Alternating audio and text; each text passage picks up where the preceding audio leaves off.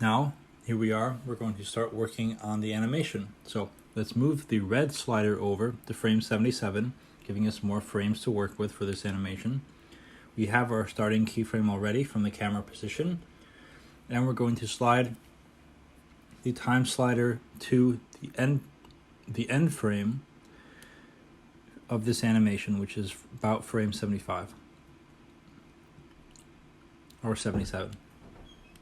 Next, we will pan the camera around the car nice and slowly to our finished or desired camera movement. And once again, we will keyframe using the transform values. And as you can see, now we have two keyframes, a starting position and end position for our camera. And if we play that back, we have a nice smooth pan around the camera. Around the car.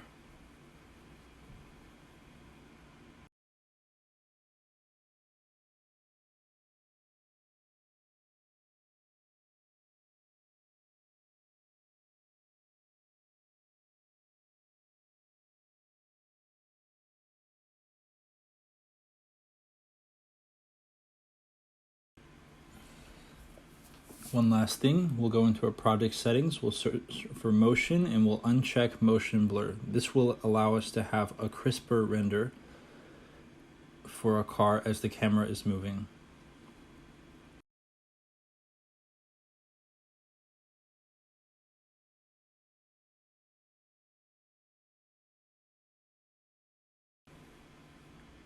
Let's do one last save.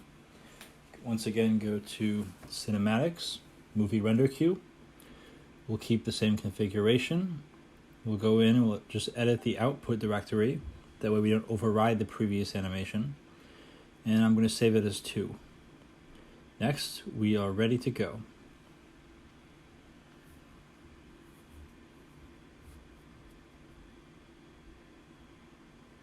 We'll hit accept. And move the time slider back to 0. Press render local.